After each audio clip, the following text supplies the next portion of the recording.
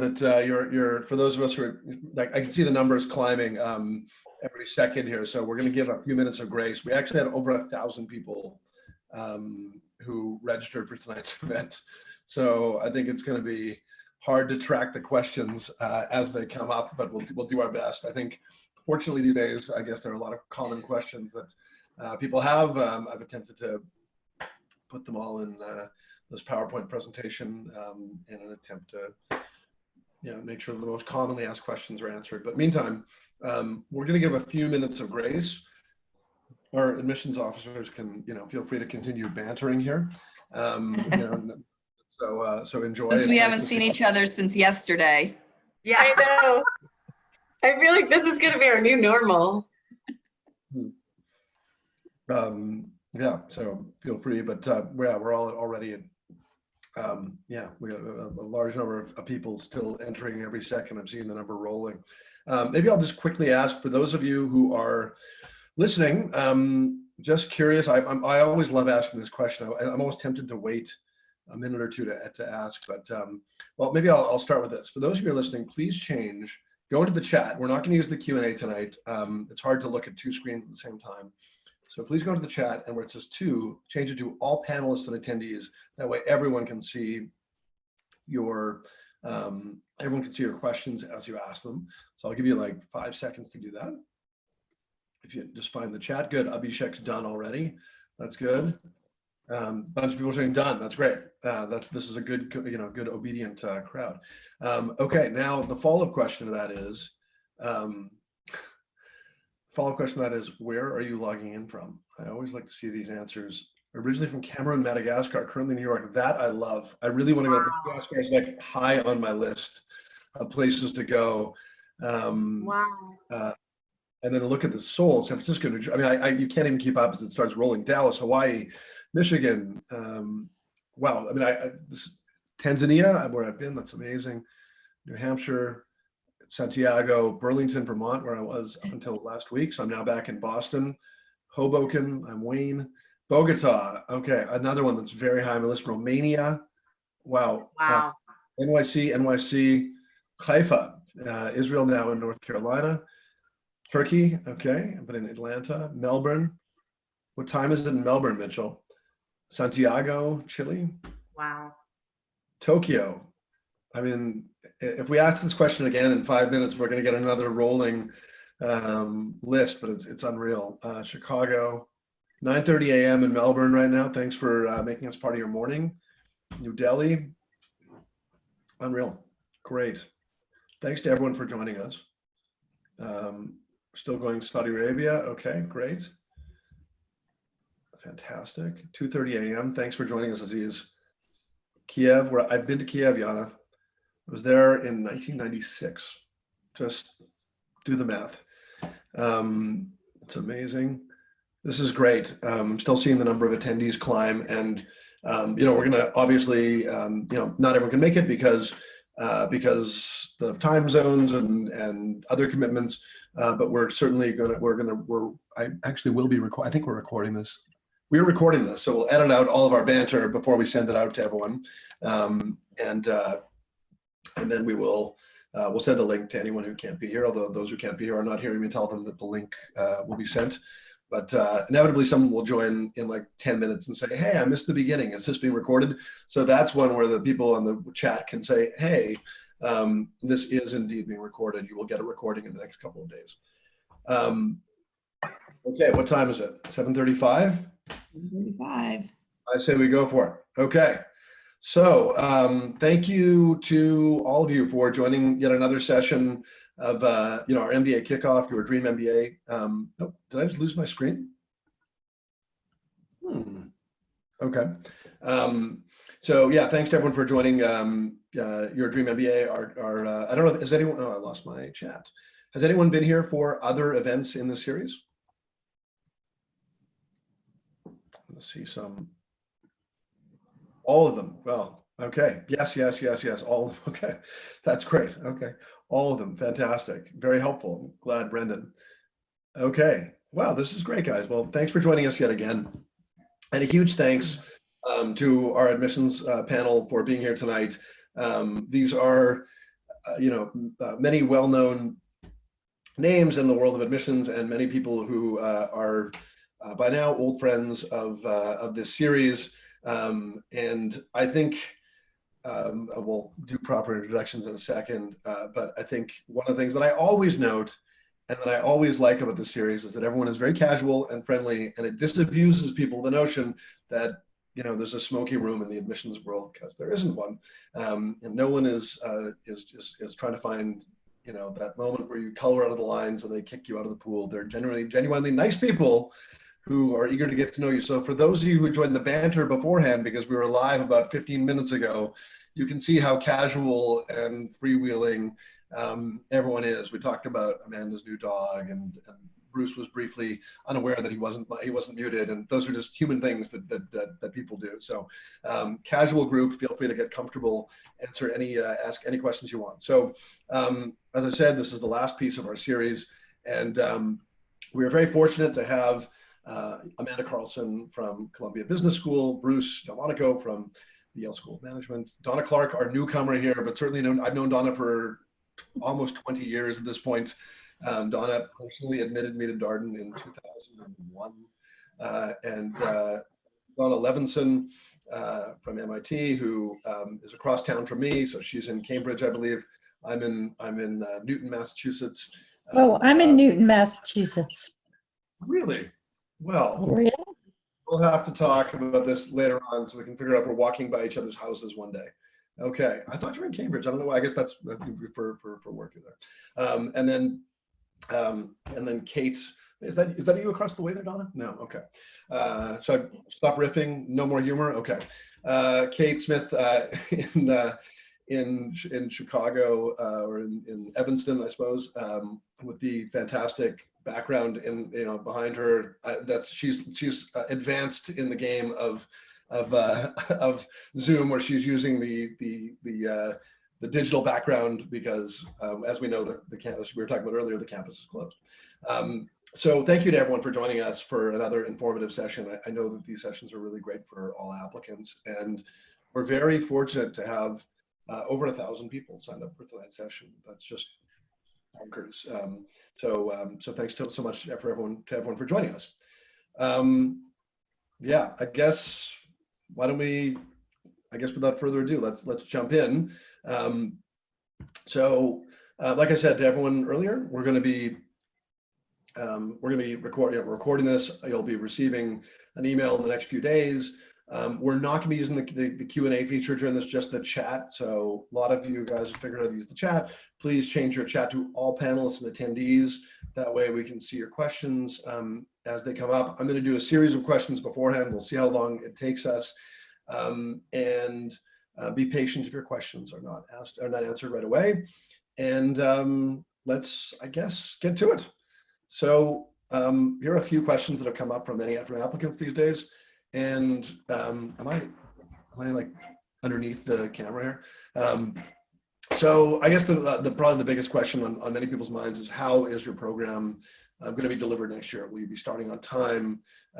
Will it be online, etc.? Why don't we start with Dawna Clarke, because she's our relative newcomer, and then we'll figure it all out. We always do.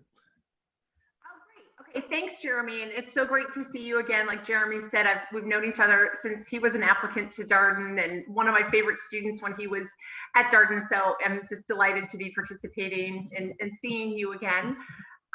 Okay, so the $1 million question is, what is the fall going to look like for UVA? Well, for Darden, we have to wait for UVA to make that call. President Ryan has announced that he will make a decision on June 10th. So we are waiting to hear what he has to say, but we are offering both an August start and a January start. The primary reason we're offering the January start is there's a lot of concern about whether international students will be able to secure visas and be here in time in August. So we're offering that as an option. And it's likely it's going to be some type of hybrid, of a combination of in-person classes and virtual classes. You can imagine the logistics with social distancing and figuring out how to safely have students in class and at morning coffee and things like that. So there's a group of people working really hard to figure out both options. Okay, why don't we go with Dawna Levenson next? We'll keep going with the Dawna theme. So actually our answer is not that different. We also are waiting for guidance from MIT. The Institute is kicking off an exercise next week to get input from students and faculty and staff. They've committed to giving us guidance and direction close to the end of June. In parallel, we at Sloan are also doing a lot of, we'll call it scenario planning. And, you know, I can tell you we are eager to have students on campus, but as Dawna mentioned, it needs to be done safely and it needs to be done thoughtfully, and it needs to be done in a way that we're protecting our entire community. So we're looking at everything from being, you know, fully online to some sort of hybrid mix as well. And we will hopefully have a better sense and be able to talk more about it come the end of June, early July. Great. Amanda, you want to jump in? Sure. So our program is, we have every plan to start on August 17th. As has been planned all along, orientation is actually going to be entirely virtual. That was just determined today. However, one of the things that we're doing in order to try to best accommodate the first year class is we are moving back all of the electives for the rising second year students to start on September 8th, meaning that we're going to be having what is called a hybrid, or actually a high flex format, where the folks who are able to get to campus will be able to hopefully come and be live and in person, depending on obviously what the health guidelines are at that point. And then those who cannot join for whatever reasons, they are concerned about coming in person, they can't get a visa, there's family issues, they'll be able to join virtually. And by actually moving the second year start date back to September 8th, we're going to be able to accommodate all of the first year students and to be able to kind of spread everyone out among both Columbia Business School buildings. And so we will be able to accommodate as many people as are able to make it. Going forward after that, however, we will be in this high flex option whereby, again, those who can come to campus safely and comfortably will be able to do so, and the rest of the folks can join virtually until they are able to make it to campus.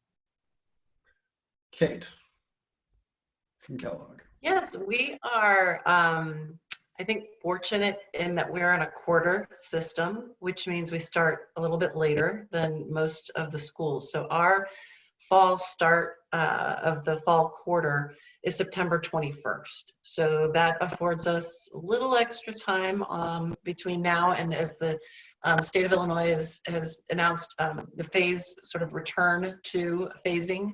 We have a lot of hope and optimism, and you has actually said that Kellogg is very well positioned to be one of the first schools to absolutely welcome people in person if they're able to arrive. And the reason here is this, the backdrop here of our new global hub is a very large expanse of space that we feel really good that we can safely socially distance our students. And that the campus is also a nice, sort of spacious place as opposed to being in a dense urban center. So we're feeling very fortunate and lucky that we think we're going to be able to welcome everyone back. That is our plan. For those, like Amanda said, who cannot arrive for whatever circumstances may be barriers to their arrival on campus in time, we will be doing the same hybrid option of a virtual option until those students can arrive.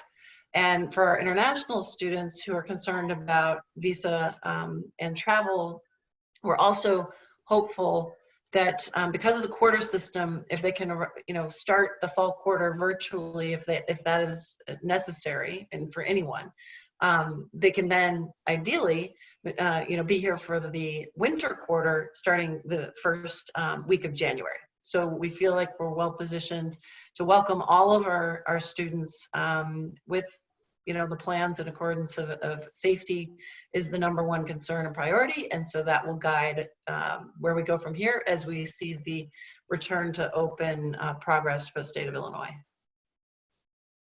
Bruce? Sure. Yep. So we just learned Yale's President Peter Salovey announced that classes will start on August 31st for the university. And we're going to stick with that. So first year core, second year electives will be starting on August 31st. We'll have a short orientation the week before, so August 26th to 28th. That's, you know, like Amanda and I think Kate also, we'll do that virtually. Encouraging people to and hopefully welcoming as many people as possible. We know there might be delays because of maybe ongoing travel, pressing delays. So I imagine, you know, we're still working out the details. We have committees who are tasked with determining what the fall will look like. I imagine there will be some hybrid option, even if everyone can make the campus, just because of we're planning for distancing. Actually, our facilities are going through Evans Hall, our campus, and are looking at spacing of classrooms, looking at, you know, making stairwells, you know, unidirectional to make sure that people aren't passing each other in stairwells. You know, just really trying to think through what the flow will look like when we do repopulate. So that's currently underway. We'll look at, you know, so even once everyone's likely, and because of distancing, because of people who might be immunocompromised or be sick themselves or know when people are sick, they're always have some sort of online or remote option, even if you're local in New Haven. Interestingly, we will, and I think other schools are starting to do this or thinking about doing this. We will go from August 30th and then take an extended break in January from there. Coincide with what we think might be a possibility of a second wave as the flu. It will also hopefully give people who weren't able to make it to by August 31st campus in time and classes in January. So it's a little bit about what's going on. Yeah, at Yale. Great, thanks. I don't know if that was my Wi-Fi or Bruce's, but I think Bruce, you're cutting out a tiny bit. So it might just be something we got to fight through. Just FYI. Okay, so can you give us applicants a sense of when deadlines are going to be announced and when essays are going to come out, and if deadlines are going to change at all, considering maybe some of the changes in people's ability to take the GMAT? I don't know. Let's go reverse order. We'll go with Bruce first. Sure. Hopefully my connections is more stable this time. I know schools are starting to turn to next application season and deadline. We've started to think about that. Obviously, we still have our extended round 3, which the deadline is next week. So I think we are still season. Briefly, we don't have the specific dates. I think the timeline will be the same. Early mid-September, round 1, or early January, round 2, and then sort of April-ish, round 3. We'll work out the details and announce that. I'm guessing within. In terms of essay question, for example, it's we've had the same one for the last few years. We really like it. My sense is that we will keep it for this year. If you want to start working on that essay, it's a very simple prompt. Describe your biggest commitment, and I think we're going to go with that one. So you can certainly start sketching that out now if you want. Okay, you heard it here. Thanks for that.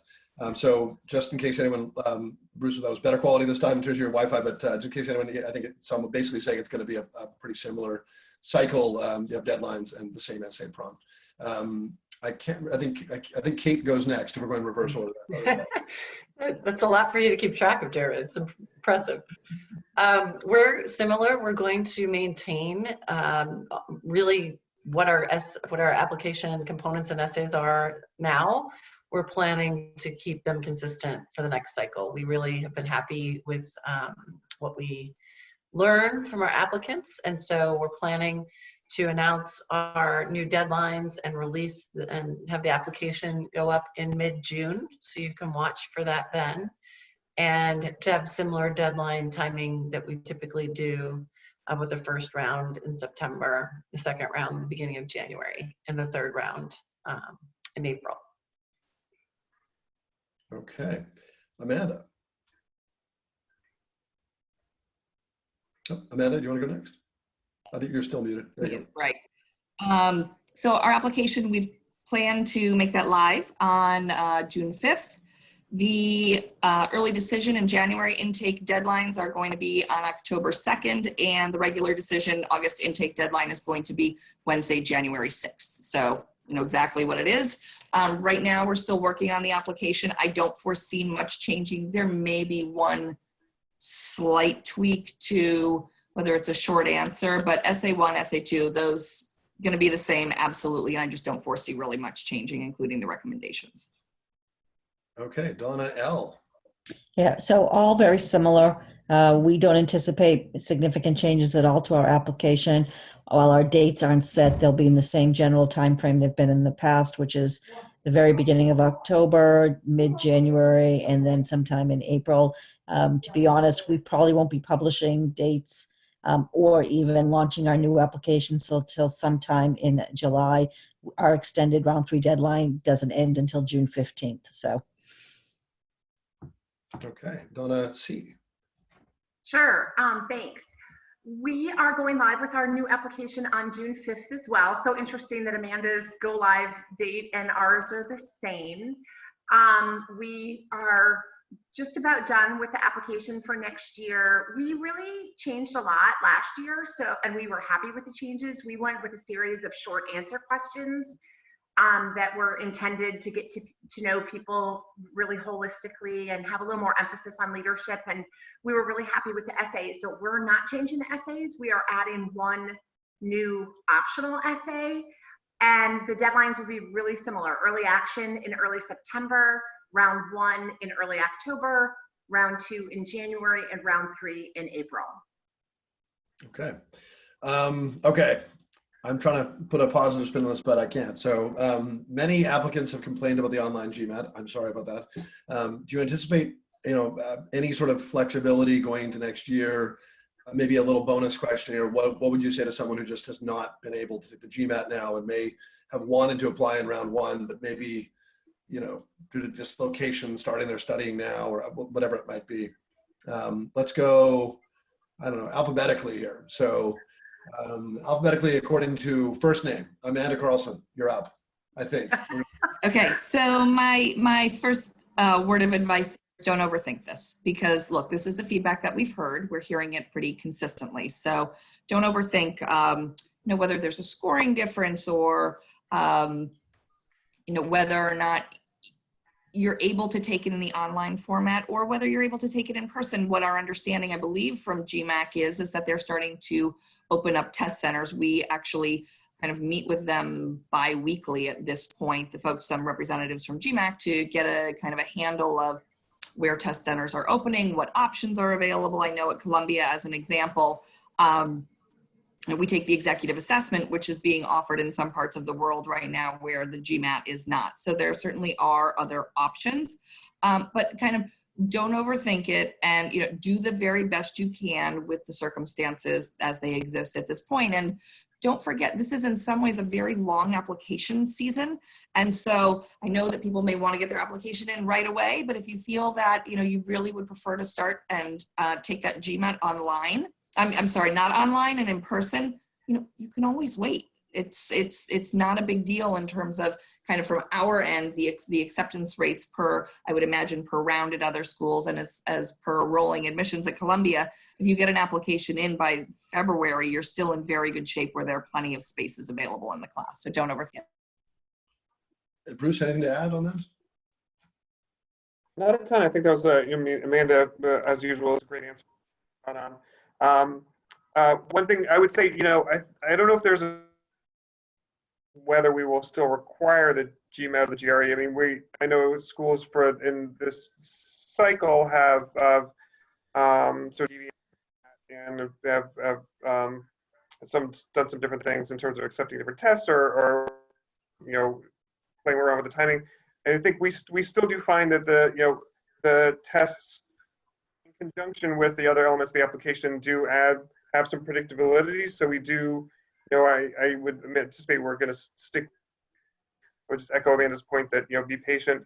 We know that these are difficult times, and don't feel as though you have to rush to apply, round one.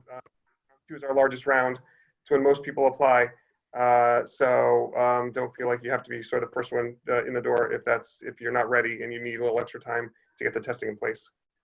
So Dawna and Kate, you guys have, I would say, have been among the more flexible, waiving GMAT requirements this year. I mean, are you planning to go back to the? I'll let you guys jump in. But are you planning to go back to like sort of as a firm requirement? Or are you going to maintain some flexibility into next year? I'll jump in. So we waived test requirements for the extended round 3 because at the time we made that decision, there was no online solution, and we were hearing such, concern from those round 3 applicants who really were worried they would not even have an opportunity. And then as the online test became available, there have been some challenges for all. And then there's certain countries that cannot take the test at all right now. So we, out of empathy to all of our candidates, made that decision. I do not believe we will not be waiving a test requirement, to my knowledge, between now and when we go live in mid-June with our next application cycle. For the reasons Amanda just cited, you can apply all the way through April of next year. And if you're a strong candidate, we have a lot of hope and optimism that there's going to be access to testing in person again, which will give you more, flexibility in your choices.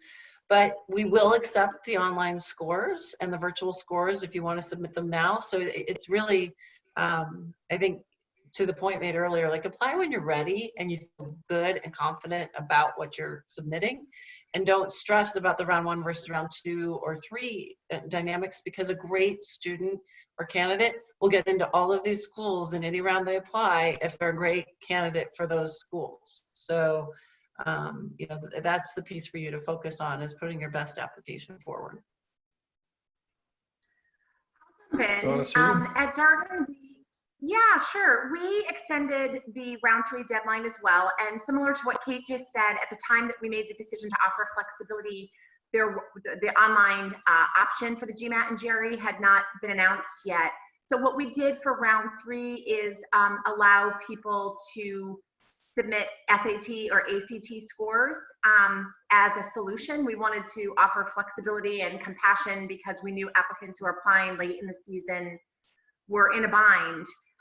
What's interesting is that our enterprise analytics team at Darden did a pretty thorough analysis of the students who applied former students who applied to Darden who are current students and alumni, and asked them for their SAT scores, and then did a correlation to see if the SAT was correlated with the GMAT, and we actually surprisingly found that it was.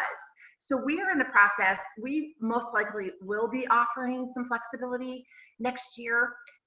We know for sure we're going to accept the executive assessment, and I know some schools have been doing that for a couple of years, so we are going to accept the executive assessment. Most likely the flexibility will be in the form of a test waiver, where somebody can ask in advance of applying if they can waive their GMAT or GRE scores, and we would have a list of criteria. So an applicant would want to prove that they have plenty of alternative evidence that they could do well academically at Darden, and we would either grant a waiver or say, hey, we really think that it would be in your best interest to take the GMAT or GRE. But I'm really excited about offering some flexibility. It worked really well in round 3, and we have some great analysis that backs up that SAT and GMAT are far more correlated than we had thought. Okay. FYI, at 6:40 today, I received a text from my sister-in-law saying that the UC system is going to slowly abandon the SAT and ACT, which I was like, oh my God, that's like big news in the admissions world. So yeah, that is big news. Yeah, lots of upheaval in the testing world. Dawna, Levenson, anything to share? No.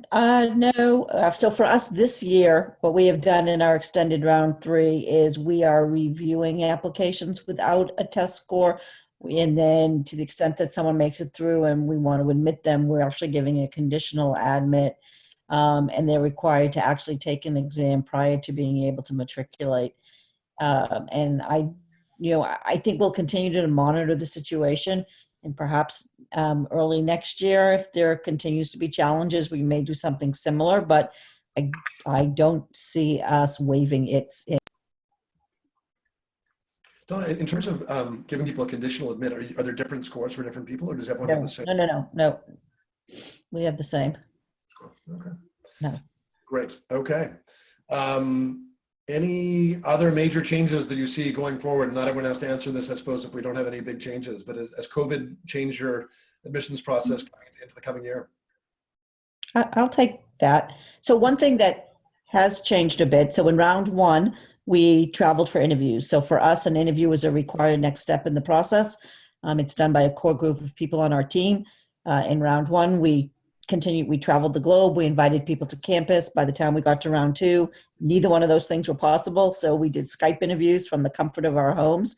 And actually, from an assessment standpoint, felt pretty comfortable about our ability to continue to assess people. I can tell you our plans for next fall are to, in fact, continue with Skype interviews. And I'm not sure, even when travel starts to become a normal thing, we'll actually go back to in person. I think that will be an interesting conversation for us to have at the time.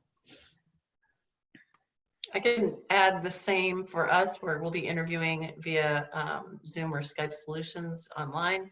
And we have been doing this in our process because Kellogg really seeks to interview as many applicants as we possibly can.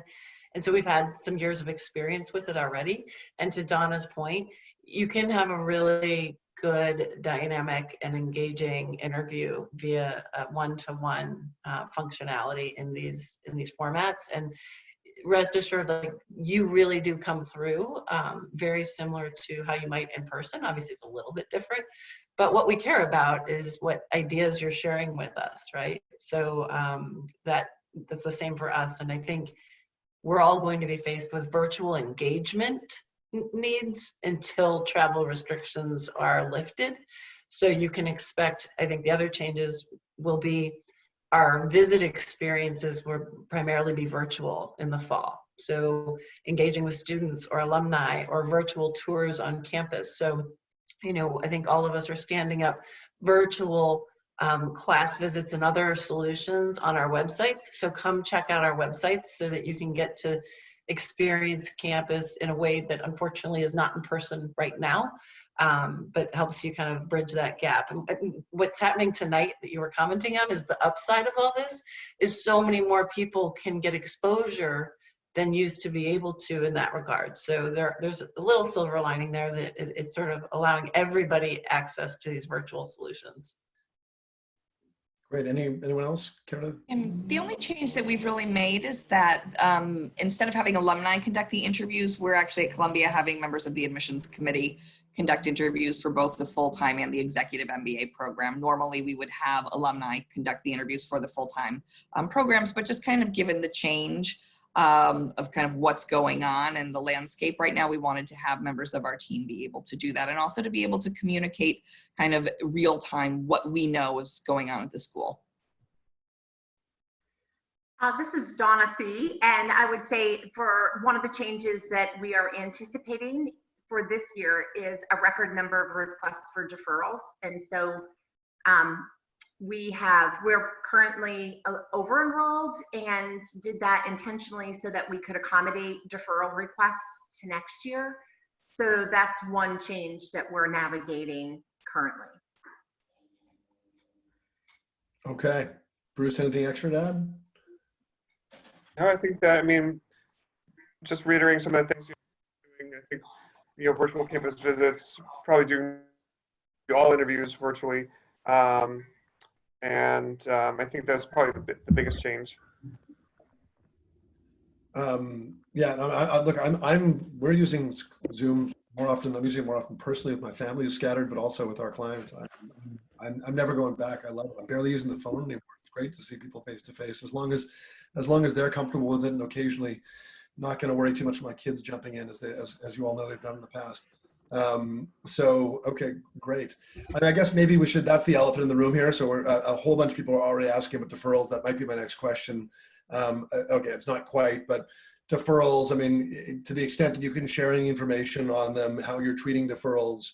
You know, there are a variety of people asking about, you know, if that's going to impact the next class and make it more competitive. This kind of is at the nexus of several questions. Would you expand your class? How are you treating deferrals? If you are allowing them, would you consider expanding your class? Do you think next year's going to be more competitive? I don't know. I'm asking like 6 questions at the same time, which is a mistake.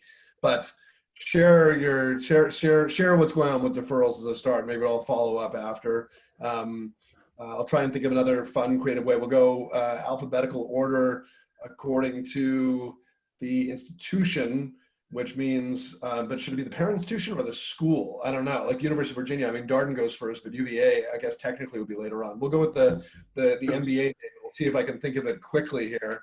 So I guess that puts Columbia Business School first. So Amanda. So what we're doing right now is we're thinking about allowing those folks who are interested in deferrals to look at our January intake. I think people have to think very carefully, though, about whether or not that's something that they actually want to do, and that would be a decision that these admitted students would make, given that there's no formal summer internship that goes along with the January intake, but they are members of the same graduating class. So that's part of the reason we're thinking about doing it that way. And at this point, we are not going to be deferring folks to the next August intake. The reason being, with the hybrid format, we are being as flexible as possible in allowing anyone to actually, again, start online until they can get here. And we're trying to make sure that there's going to be a certain kind of cadence or rhythm to the classes, so that way the international students will be able to participate and not like some crazy hours of the day. In addition, one of the things that I also did learn just today is that the school is actually thinking about setting up in some areas where there may be a critical mass. Now, I don't know how that is defined, but they're thinking about perhaps setting up some smaller like locations, call it a classroom, where in a particular city, say Santiago as an example, they're going to be looking, I don't know if it's for office space or classroom space, where that way at least students could kind of congregate together if they are able to do that and be in the classroom setting together. So as far as deferrals go, again, we're thinking about allowing folks to come in January. That'll, again, really be up to them, though, because there is no summer internship, no on-campus recruiting. We're not going to defer until the following August. And the one piece of, again, advice, I know I said this earlier in the week, maybe with some of you guys on a panel, which is just tune out the noise of what else is happening around you in terms of, oh, I'm worried about application volume. Should I be applying this year because I think it's going to be better opportunity for me to get in versus next year because, oh, I think it's going to be so difficult. Really need to kind of think internally and intrinsically, like, what is the best intake and what's going to be the best for you as a candidate, because really you're only getting one crack at pursuing the MBA and having this experience. So think about when the time will be most meaningful for you and when you're going to really derive the most from the program and the experience. It's great advice. Okay, I guess going in the order I said, I think that puts Dawna at Darden up next. Okay, great. Well, at Darden, we're essentially offering 4 options. In August, there will be a virtual option and likely an in-person option. That's what we're anticipating will be announced on June 10th. There's also the option to start in January, and there's the option to defer. Because there are 4 options, I think we will get fewer deferral requests than we originally thought. That being said, I think the deferrals will be up over previous years. But I don't think so much that somebody should let that hold them back. I don't want to mention any schools, but I know even at Darden, we are in preliminary conversations of would we want to expand next year's class size to mitigate concerns that we don't know how many deferrals we're going to have at this point, but just say that they are up. Say you have 20 more deferrals than you had the previous year, then one thing you could do is offer, expand your class size by 20. We haven't made any decisions about that, but I have heard some buzz about other schools that are considering that. So it would be a shame for somebody to make the assumption, oh, I'm not going to apply because it might be so much more competitive, when in fact it's not. I also think if you're a strong applicant, you're going to stand out regardless if it's this year or next year. So just, you know, continue to work on all the elements of your application that are important. Continue to do a great job at work, cultivate relationships so you have strong recommendations, study for your standardized test, work on, to the extent that you can, you know, hobbies and interests outside of work that you're proud of and passionate about. If you're strong, you're going to stand out, and I would not let the circumstances hold you back, because you don't know what steps schools are going to take to counteract that. Very well said. I mean, you have no idea what's going to happen in the future either. I mean, you know, look, there's nothing saying the following year won't be as competitive as this one, or more or less. It's like, you know, it's all, you can only be the best applicant that you can be.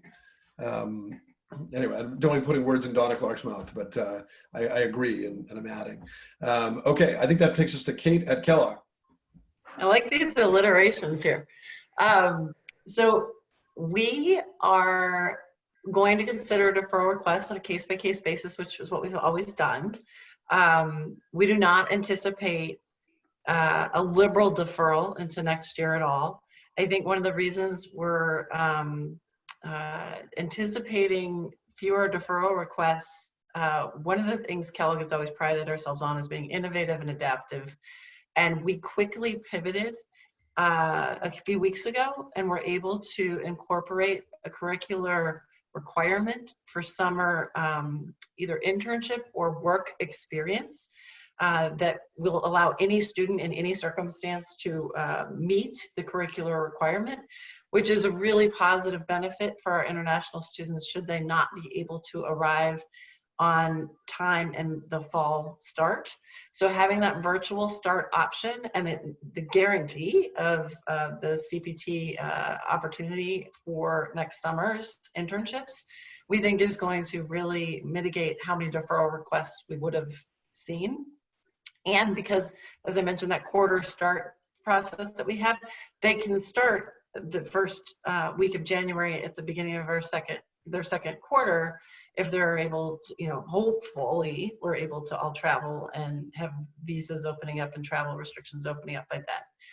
But even if not, we will continue with virtual solutions until those students can arrive. And we'll work with each and every student on their journey to Kellogg. So that's how we're approaching it. And similar to what Dawna said, I think we'll be assessing what is the actual deferral number to inform any decisions for, you know, next year. So again, taking away that concern of one year's favorable to another, I don't think that that's going to play out necessarily, especially as they said before, if you're a great candidate, you don't have to worry about that.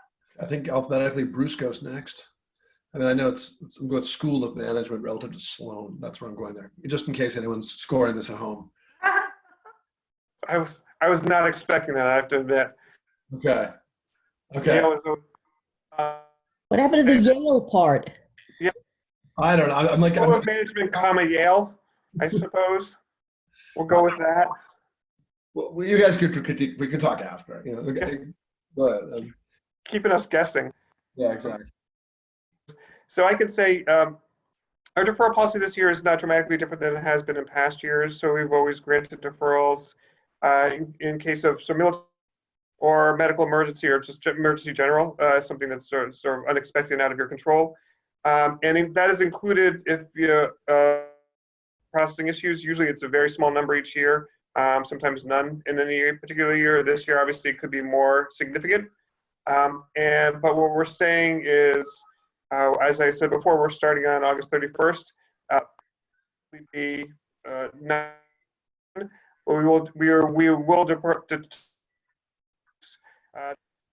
will require everyone to be on campus. And if you are unable to make it to campus by that date, whether it's because of visa issues or travel restrictions or otherwise, despite your best efforts, then we will grant a deferral at that time. This year, just because it's such an unusual year and to give as much flexibility as possible, we're also return your would otherwise be non-refundable. The idea is to give people choice if it gets to the point where you're just not able to make a New Haven to Yale in time. I don't, the question about, there's been a lot of great insights and a lot of great answers so far on this question about next year and what next year will look like. Sorry, it sounds like my audio is not great. This connection's not fantastic. I apologize for that. It's been amazing after a day of full Zoom. But in terms of next year, I think the insight that has been shared, I think, and others, is don't be concerned about what next year will look like. We don't know what the application volume will be. We don't know what the strong candidate, a very good chance of being admitted. So just focus on yourself, focus on your candidacy, focus on your application, what you can control. These external factors. We are in admissions, and I have no idea what the application volume next year will be like. I have no idea what the deferral numbers will be like, and I wouldn't be stressed about that. I wouldn't be focused on what you can control in your personal situation, your personal application. Okay, I'm also gonna go with Kate Smith's alliteration request. So it's Levenson at Sloan next. I'm stretching that too. How does that work? Sun. I'm going Sun and Sloan. It's like a slam on Sun and Sloan. Okay, I don't know. You guys I get it. Yeah. Okay. So for us, our expectation is that you're applying to the MBA program in the year that you'd like to matriculate. We view deferral requests on a case-by-case basis. As in previous years, we're approving, I think as Bruce mentioned, military service, unexpected life event, prolonged illness of you or an immediate family member. Perhaps sponsorship is being withdrawn by a sponsoring organization. We also are going to be offering online for international students who may not be able to get there. So that unto itself does not necessarily warrant a deferral. If though at some point when everything eases up and individuals still have very unique situations that don't allow them to get to campus, and everyone else has been able to, that's another situation where we may consider it. Again, this is something that's really completely out of your control. And so we will see. So far, we have not seen a huge number of deferral requests, which is, there's a while to go for the summer, but I certainly don't anticipate it having a huge impact on, the competitive nature of next year's class. Okay, so continuing with this theme for this year, for those who are still considering applying this year, the deadlines have been extended. We had an earlier session where we actually helped get the word out on that. Okay. Is it still a good time to apply? At this point in round 3, or has the market really responded to the call for more applications? I'll let Dawna Levenson go first. Yeah, I'll take this one because the truth is we are still accepting applications. We are still seeing really, really strong people. A colleague of mine said something last week that has just so resonated with me, and she said, for some people, because of everything that's happened, this may no longer be the right time, but then there are so many other new people for whom this is exactly the right time. And we're seeing this across all of our programs. So we're seeing some really, really strong people applying now. And in no way is this ever going to hurt you. So if you apply in our extended round 3 and you are not admitted, and this is something that you very much want to pursue applying, next year. In fact, I think I might have said this last time. We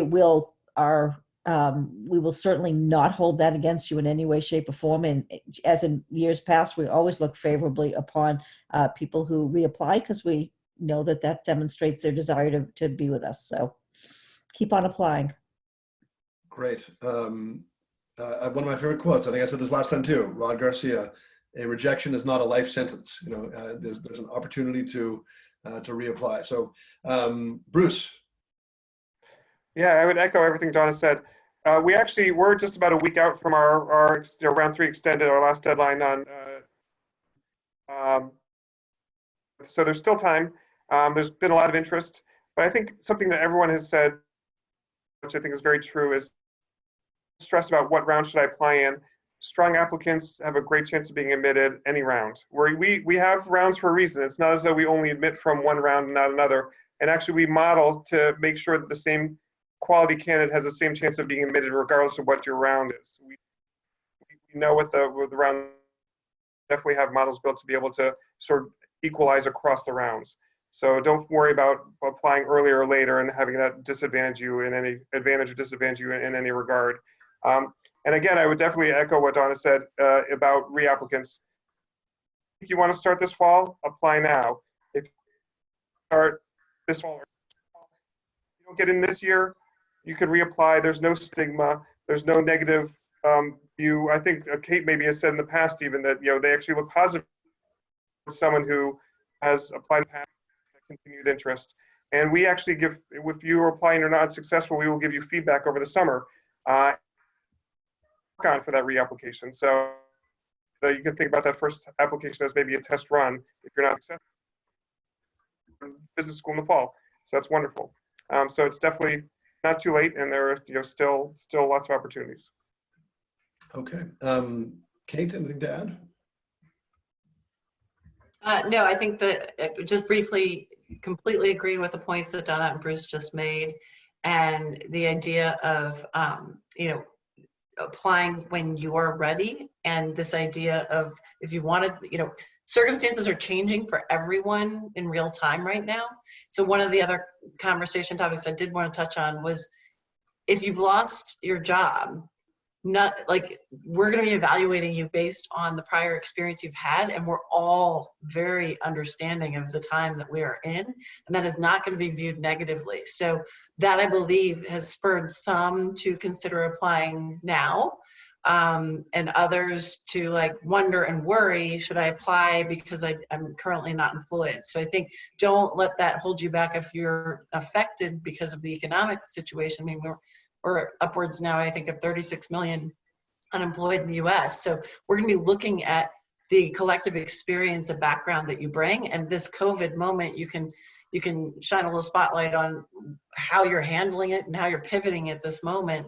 But don't worry about that as a negative if you're considering applying either now or next year in either time frame. Okay. Amanda, Dawna, first. Go ahead. Sure. We are still accepting applications. Our April deadline was April 6th, but we're accepting them until July 15th. We are currently over enrolled. So I think in the spirit of, being transparent, I think it is starting to get a little bit more competitive. But we're also expecting there to be some out this summer with the unusual circumstances and people perhaps changing their minds. So I would say I would probably steer most applicants to apply in early action for Darden for next year, but we are accepting applications until July 15th, but I expect that it's going to becoming a little bit more competitive. Okay, Amanda. Yep, and at Columbia, we are not over enrolled at this point. So we are definitely still accepting applications. We are still actively admitting people. And I've been very clear for a while that we plan to keep a sizable wait list if possible this year because of that kind of known unknown, which is we don't know how many people are gonna change their minds about deciding whether or not this is the right time to come. I think in addition to that, I think it always behooves a candidate to get to know the admissions process and also members of the admissions team now. Because if you decide that, okay, I'm applying now and it works out, that's fantastic. If it doesn't happen to work out and we put you on a wait list, if there is any feedback to provide, a waitlist manager will provide you with that feedback. And it also allows for a good opportunity for the school to get to know you also if you decide you want to look at our January intake, and we can actively and proactively have those conversations during this application cycle again, because it is the same graduating class. So yes, we are absolutely proactively admitting people at this point. Okay, great. We talked about that. I'm going to skip that question. Expand the class. We kind of touched upon that. If you guys want, if anyone wants to go with that, I think these are all somewhat interrelated at this point. We've kind of brushed upon all of these. If someone sees something they want to jump in on, maybe I'll go back. If someone sees something they want to jump in on, feel free. We don't have to have everyone discuss it. So, are you determined to fill your class this year? Does anyone want to jump in on that one? Is that a yes for everyone? Anyone want to wave their head no? Everyone's determined to fill their class? Good. Speed round. Okay. Are any of your programs anticipating expanding the class to manage this year's deferral cycle? I think we've talked about that, but if anyone feels like they have anything to add or has not noted that. To add on that, just to help ease people's anxiety over this. Just because a school, even if a school does defer more people from one year to the next, it has never been my experience that every single person that you grant a deferral to comes the following year. So say you heard that a school deferred 30 people from one year to the next. In my experience, there's no way that I would count on all 30 of them coming the following year. The yield on defers is very volatile. I don't want to speak for everyone, but in my experience, so even if you hear the deferrals were up for a particular school, it does not mean that those deferrals will actually enroll the following year, and I would take that into account next year. I would not count on every single person to whom I granted a deferral coming the following year. So hopefully that eases some anxiety on the deferral issue as well. Great point. Great point. Anyone else? Say we would really expand the class because, you know, we're a small class, about 3. We have 5.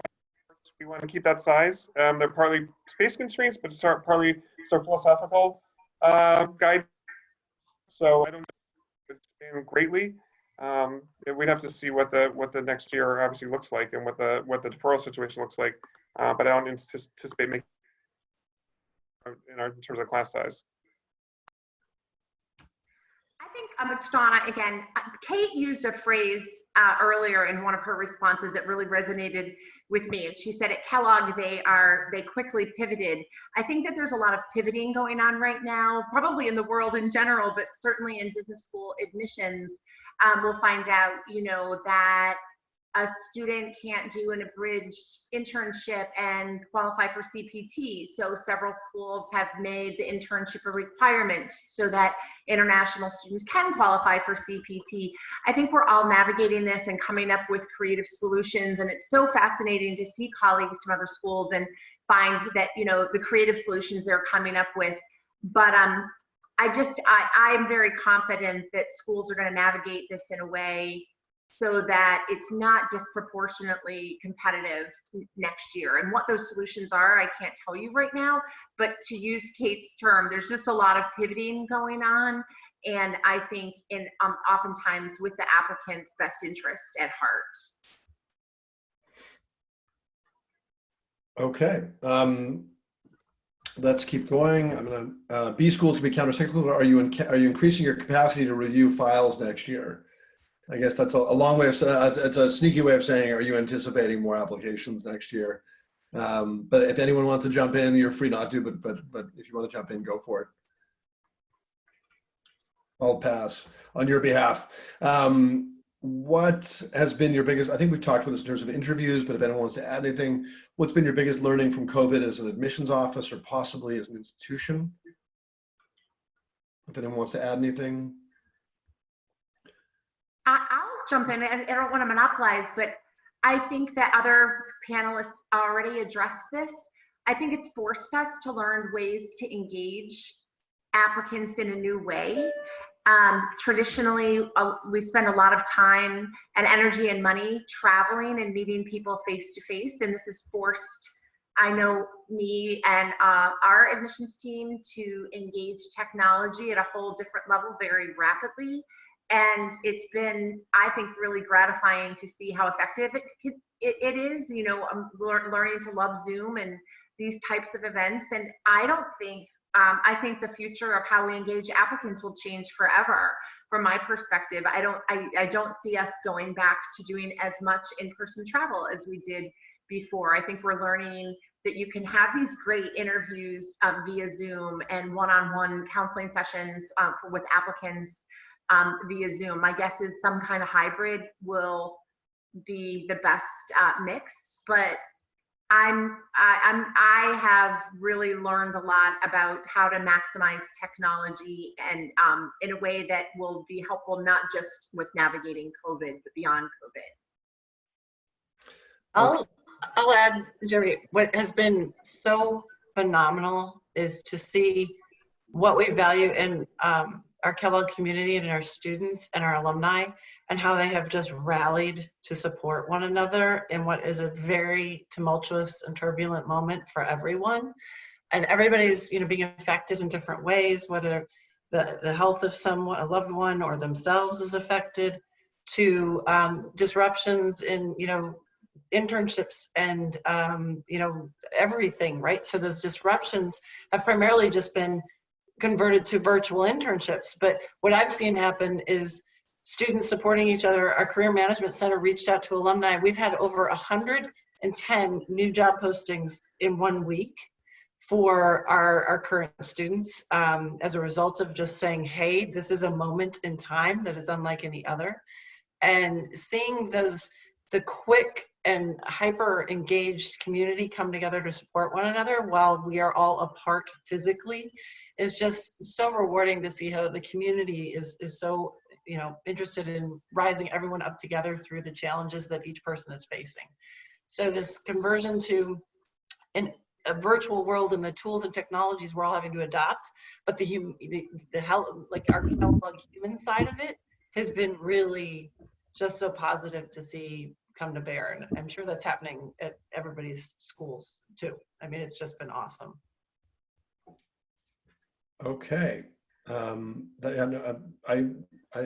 been hearing that from a lot of different institutions, and one of the things I took away from our last session was several, I think all of you were talking about how this could be an amazing time to be in school just because of the gravity of the moment, and you're dealing with some of the most profound challenges humanity has faced, period. And that context is deeply enriching. And I think that's also just something I think people should keep in mind as others rise to the challenge to make it meaningful for current students, that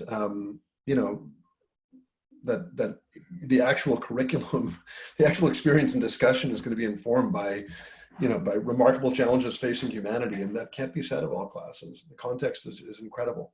Of course, unfortunate, but the opportunity to work on the solutions is incredible. Okay, can someone give me a non-COVID update? Let's talk about something. I keep saying to my wife at some point, I'm gonna have a conversation with someone where it doesn't start with how are you? What how are you coping? So I think obviously it's important to be empathetic and but I think there is a world beyond COVID. So can you share something exciting that's going on in your school? And then I promise, with our remaining time, we will take questions from the audience. So I'm going to toss it up here. Let's use the who wants to just jump in. I'm so excited that we are actually getting a new building and it has not been delayed yet, unless there's going to be some supply chain problem, which please do not let there be. There was a 3-week shutdown on the construction of the new building where folks are supposed to be starting in January of 2022. So let's keep fingers crossed that happens again. Hopefully there's no supply chain problem, but we're going to be moving. And so I'm probably actually the saddest person though, even though I sound like I'm really excited for the school and for the students and everyone, but I have a 2-block commute. So truth be told, I'm probably the person who's the most bummed out about it, but very excited for others who are going to have this grand space. That's a long time coming, because I used to live in New York and run down the train for the New York Marathon, running down the Upper West Side, would spy the hole being dug and all that type of stuff. So I'm sure Yeah, no, the buildings, they're both up. There's glass on, so I don't know if it's going to take so long, but that's moving right along. Yeah. Okay. Anyone else have anything fun going on that they'd like to share? No, but if you mentioned you're a marathon runner. Yes. So I live at mile 17. You're a mile 17. Okay. That's all you need to know. Okay. Anyone else? I'll add like two sort of newer updates in this past year. We were able to add a STEM certified major within our curriculum, which has been very appealing to a lot of our international students because of the extended OPT that comes with that major designation. And then we also have introduced our first deferred enrollment opportunity and our first year entering the college undergraduate application opportunity that so many, I think, of these schools also offer. So that's exciting. We're calling it the Kellogg Future Leaders program for application. And so that deadline is June 3rd. I'll jump in with one. Darden just announced this great mentoring program where our dean secured a lot of CEOs to serve as a coach to our current students. So the CEO of Prudential Insurance will be a coach, John Strangfeld. Carolyn Miles is the CEO of Save the Children. He secured about 20 CEOs who will be available. Every single student who wants a coach from a CEO will be able to access that. So we're really excited about that. Super cool. I have the same exciting news as Kate. So our MBA program became STEM certified this past year. All three of our MBA deliveries. So the 2-year MBA, the Sloan Fellows Executive MBA, and our Executive MBA part-time program are all STEM certified. And we are about to finish the cycle for our second year of our MBA early admissions process. So. Okay, I'll add to that, give a couple updates. I think a lot of the top schools have STEM certification as well, very exciting. And we have two new programs about the Broad Center moving from Los Angeles. It's Los Angeles home to us at Yale. We're excited to have that on board. And we just rolled out our new 1-year asset management degree, being who is a wonderful finance professor, and David Swenson, who leads the Yale Endowment. And so we're really excited about that as well. Okay. I think it's time to get some questions from the audience. So I guess question away and put it in the chat. The Q&A is not being monitored. I know there have been a ton of them already, but I think for the sake of starting anew, unless Denise wants to feed me one or two here. Denise has a list. Wow, okay. Denise, can you, we should have talked about this beforehand. How can you send me that list? Yeah, I can send you the list. If you'd like to make me co-host, I can share my screen or I can read them off, whatever you prefer. Wow, this is like, Denise, thanks for jumping on. No worries. Do you want to maybe you can just email them because I want to be careful about I want to be thoughtful about what we ask. Sure. Email me quickly, or I'll look at my trusty phone and I will see if anything pops up here. What percentage class? Around. Okay. I can hear Denise typing. Let me see what else we have here.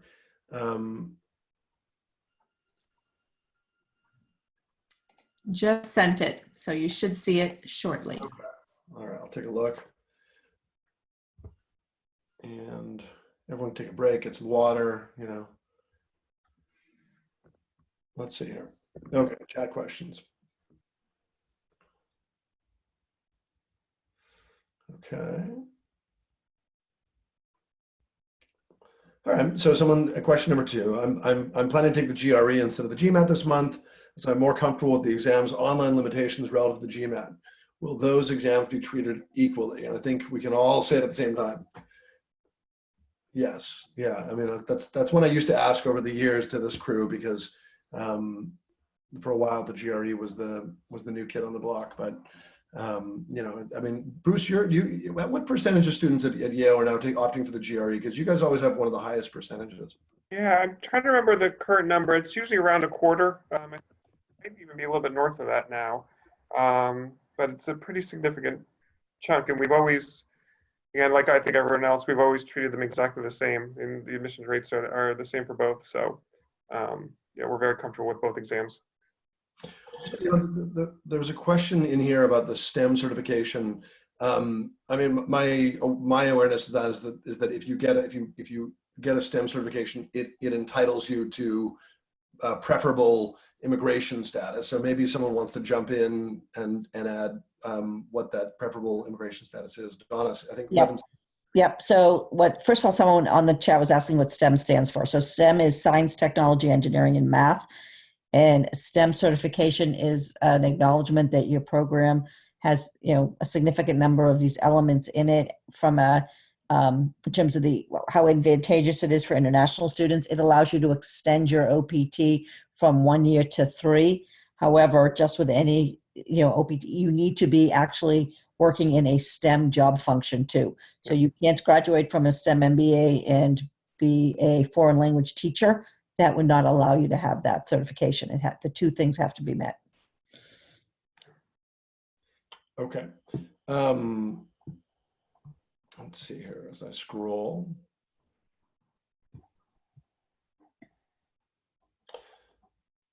Okay.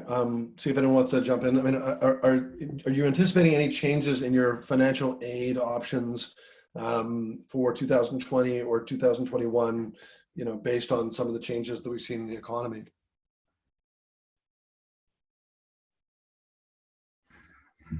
Not all at once. We haven't gotten our budgets yet. We haven't gotten our budget at Columbia. We haven't gotten our budgets yet. So don't know. Yeah, same. We Same here. establish our budget decisions each academic year, so it's too early to know, but I certainly would not expect it to be lower than now. Yeah. Okay. So I was going to say, I would expect it to go down. Okay.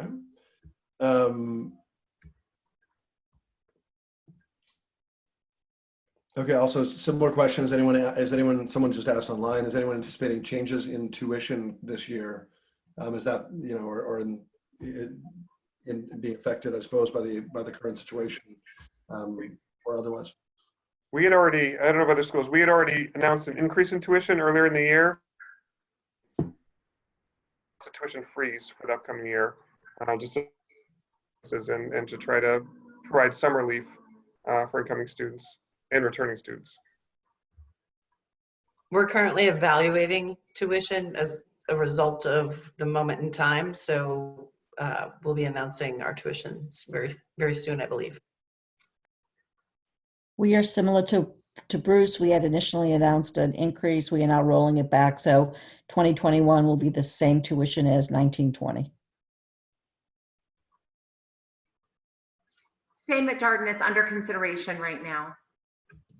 Yep, tuition at Columbia is determined by the University Board of Trustees. I know that our dean is advocating for a tuition freeze, but that will be determined, I believe, next month. I do know that we have been refunding certain program fees where possible because of that virtual start, but tuition itself, again, determined by the university trustees and is not determined or approved at the school level.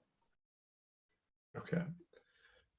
A specific question of Dawna L, if you don't mind, questions around that Gmat guidance on, if you're comfortable sharing. No. The reason why I was delaying is because I had to text somebody on my team to make sure I had the right number, but I now have the right number. It's a 680.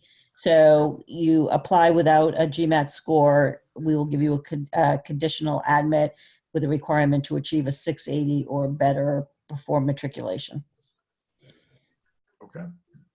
Good to know. That might spur a few people from, off the fence here. Okay. Abhishek is asking if you can answer a question that Dawna C just posted, and we'll see if it's an open enough, broad enough question. We'll do our best to answer it to Dawna C. So, I think that's a very specific question, Abhishek. So maybe we can try and work to you can ask that question, offline or something like that. So yeah, the rules here are trying to ask questions that are broadly applicable to others. There are a few questions about younger applicants, 2 to 3 years, and older applicants, 35 years plus. Any comments on the right time for one to apply to business school? Is it ever, can it be said to be too early or too late?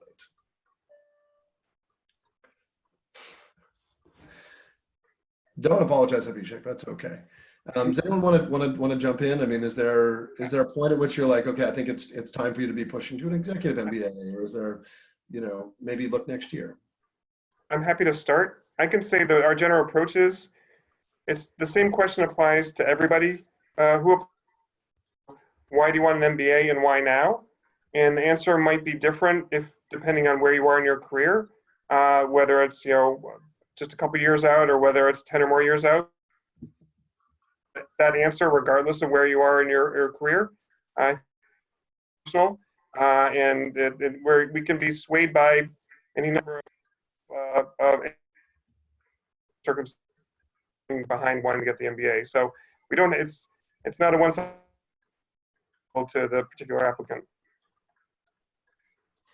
Okay.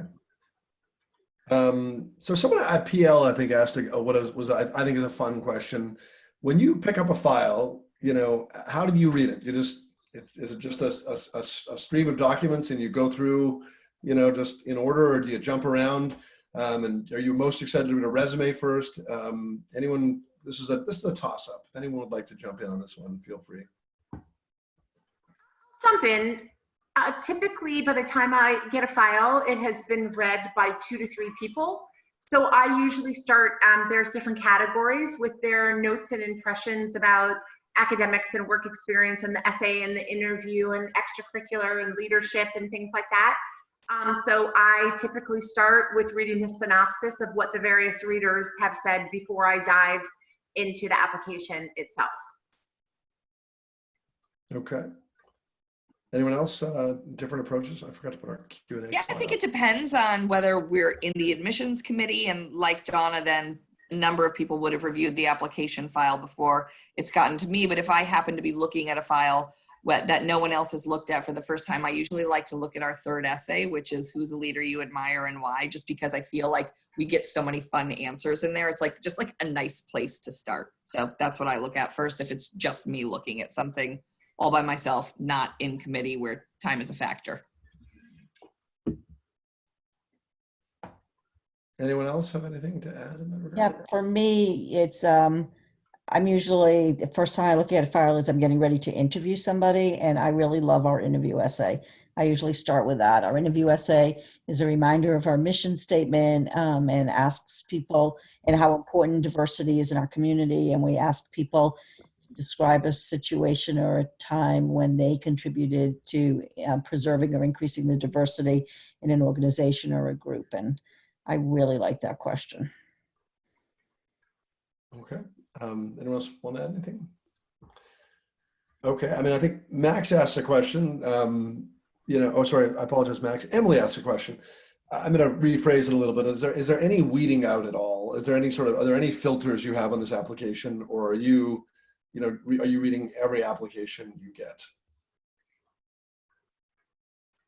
We read every application at Darden, and I think there's a lot of respect for the amount of time, money, and effort that every applicant puts in to an application. So we don't have any mechanism in place to have just one person read it and put it in a deny bin or anything like that.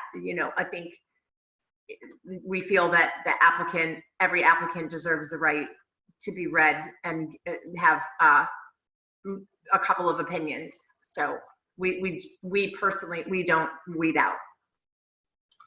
Yeah, I can say the same, that we read every application, and we also we at Kellogg have a video essay component. And on the earlier question, we watch the video essays last. So we review your entire application, and then we sort of get the fun experience of meeting you in your video essay.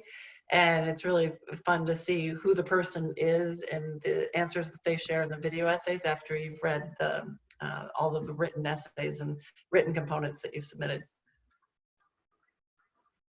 If I can I also just reinsert the first part of Emily's question, which is which element or which piece of the application is most important? I don't know about. There's no piece that's most important, and actually the relative weight of the elements of the application can vary depending on your overall profile. And the example I sometimes give is we look for among other things, we look for quantitative preparation, and we look at the quantitative part of the for example. But how much weight we put on that for an English major like myself, with no, or you're an economics. And so if we data points together, and they can take on different weights depending on what the rest of the profile looks like. Okay, I think scrolling here for questions. This is always the weakest. I mean, aside from alliterations, I guess, and alphabetizing, this is always the weakest part of my game here.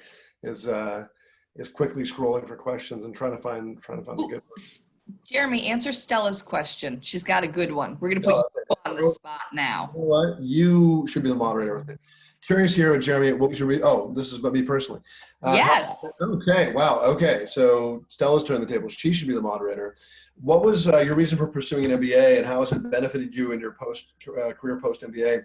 How would you approach the MBA process differently if you could start it over? Okay, so, we only got 10 minutes left here. I was a little bit different. So I was a speechwriter.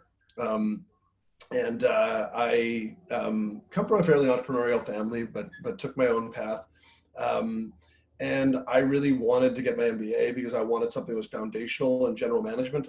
I really specifically looked, like I was very careful about what I was looking for. I wanted like a very strong core curriculum. I didn't feel like I was ready to make choices myself. Like I felt like I needed a lot of structure in my learning. So not that I'm turning this into a Darden commercial, but Darden really appealed to me for that reason.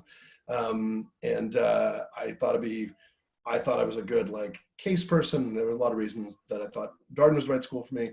And I benefited, I think, immensely on an ongoing basis. I don't think that I think that most people, and I'm curious what our admissions panel would say, but I think that most people, when they're years out of their MBA, are not exhibiting spreadsheet lessons anymore. They're exhibiting lessons in perspective and how to treat people and how to shape an organization and how to, act ethically and fairly and thoughtfully towards others. Like the bigger parts of management are certainly what I take with me on years later, less than I don't know, how to figure out a return on my marketing spend or something like that.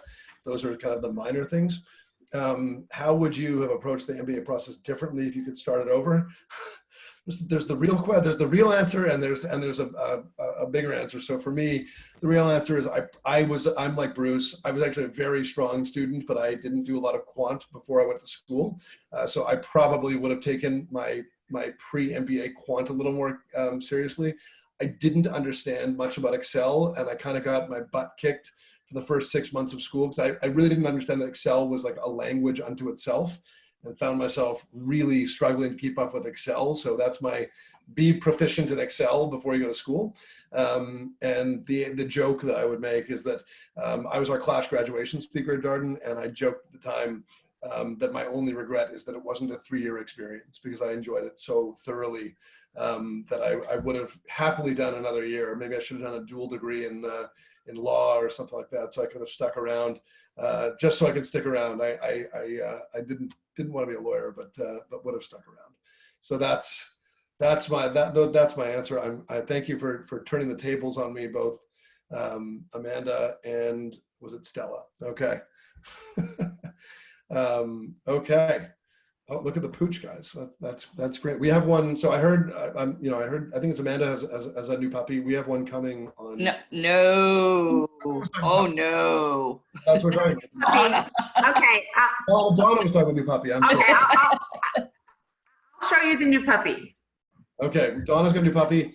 If you guys want to reconvene on May 30th, I've got a Bernedoodle showing up at my house. Oh, so cute. Oh, look at that. Wow. Oh my God. Wow, that's adorable. Oh, This is Teddy. How old, Wow. how old is Teddy? Teddy is 9 weeks old. Oh my God. Okay. 1 week old to me, but anyway. So I don't mean to detract from the No. webinar. Only additive. And Dawna Levenson, what do you have up there? You got a I have Mrs. Beasley. She's 14 going on 40.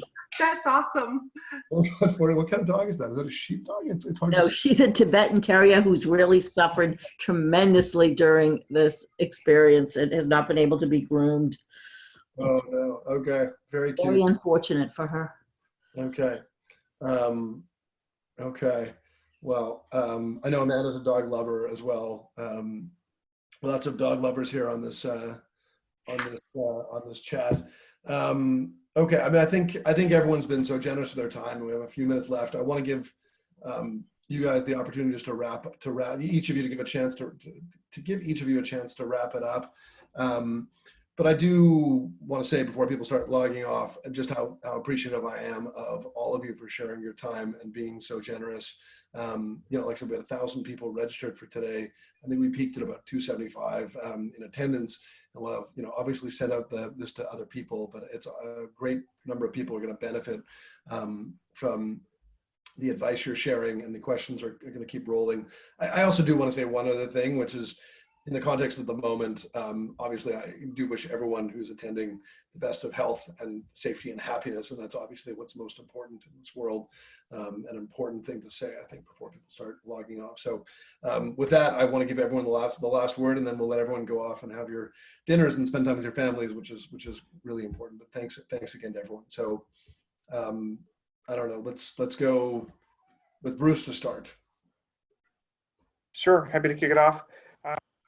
Jeremy, I just want to thank you for hosting us again. For my colleagues, it's always great to share and safe and healthy and doing well. The one thing I guess I would say is something I think we talked about and that was alluded to here, but I think it's really important as you're thinking about getting an MBA or not getting an MBA. You know, think about not just what's happening now and where things are now, but think about the long-term value. The world needs, you know, principled, strategic, thoughtful leadership. And if you come get your MBA, you can have that kind of impact on your organization, the world more generally. And so definitely, this is such a big time right now, but try to think beyond the moment, term value of what you're trying to do and what you're hoping to accomplish. And we look forward to achieve those goals. And so thank you again for letting me be part of this. Thanks for joining yet again. Yeah, this is a great crew, and everyone's always so candid and kind and you know, generous with each other. Amanda was cheering Bruce's internet connection on earlier on in the chat. I mean, that's what I expected of this crew. Amanda, do you want to go next?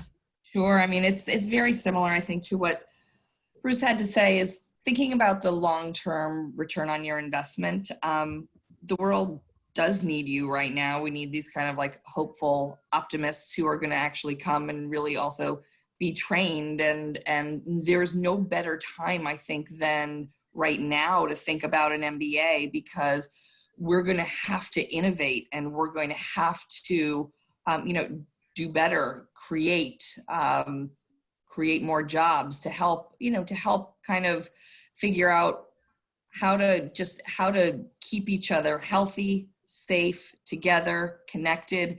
And I think an MBA is something that can really help to provide with those great foundational skills.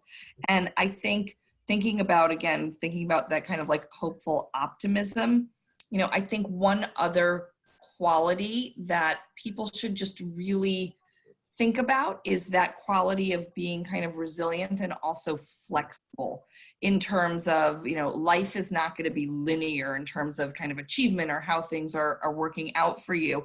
And so being able to roll with the punches, and, you know, real leaders are able to roll with the punches. And so thinking about that in terms of also, you know, maybe some of the classes are going to be hybrid or they may be virtual, but, you know, real leaders end up rising to the occasion. And so I think that's something that people should also really keep in mind as you're looking at MBA programs. And if the timing is right for you and you're concerned maybe about a hybrid or a flex start or a virtual start, I would really encourage people to not ignore that. If that's something that you know in your heart of hearts that that's not right for you, then, you know, then by all means, wait for another time or another term of entry.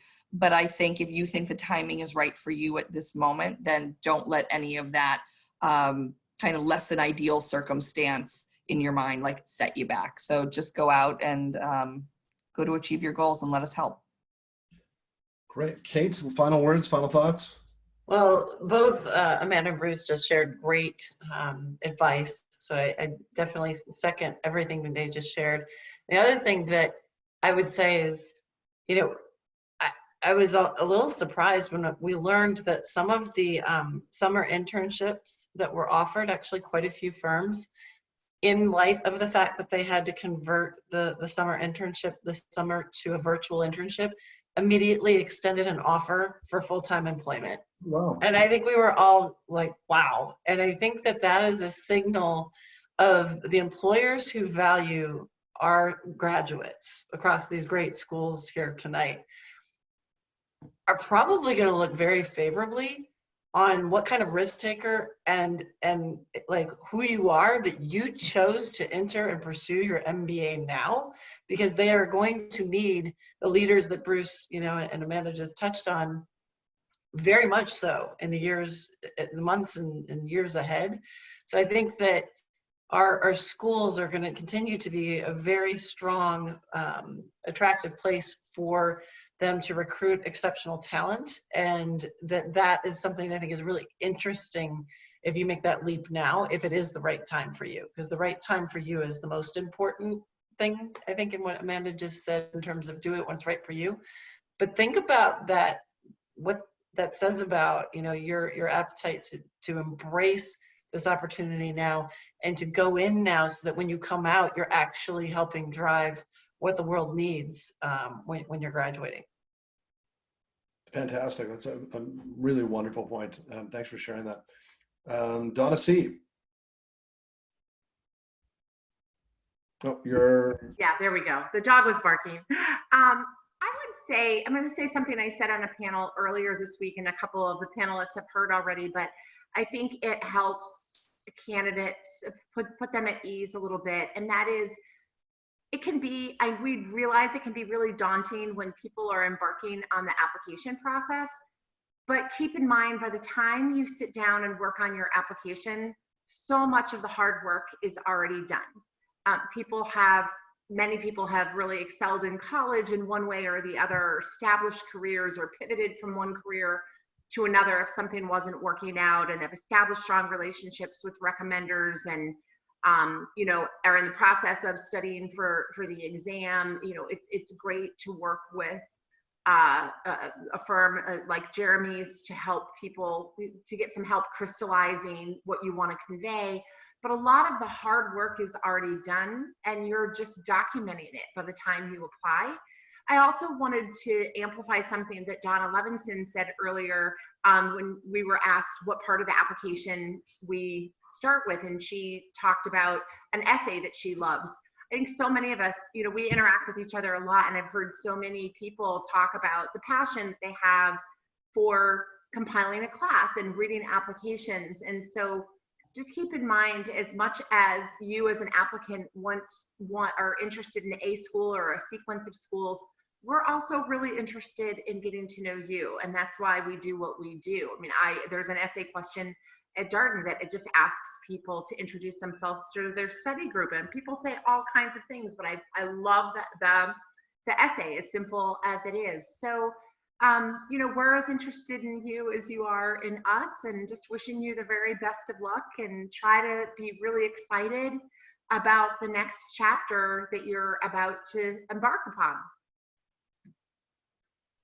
Wonderful. I think it's great. I mean, I love the message that you're as excited about them as they are about us. I think people feel like this process is daunting, which I think this group is part of the group that's changed into a very welcoming process. Last but not least, my neighbor, Dawna Levenson. So I think my colleagues have all said it really, really well. What I'm simply going to say is stay safe, stay healthy, and we all look forward to receiving each and every one of your applications. I don't think we can end on a better note than that. So I'm just going to let Dawna be the showstopper. Thanks so much to everyone for joining us, and we'll see you next time. Thanks for hosting, Jeremy. Yeah, thank you so much, Jeremy. Thanks, guys. Thank you. Bye, guys. Bye.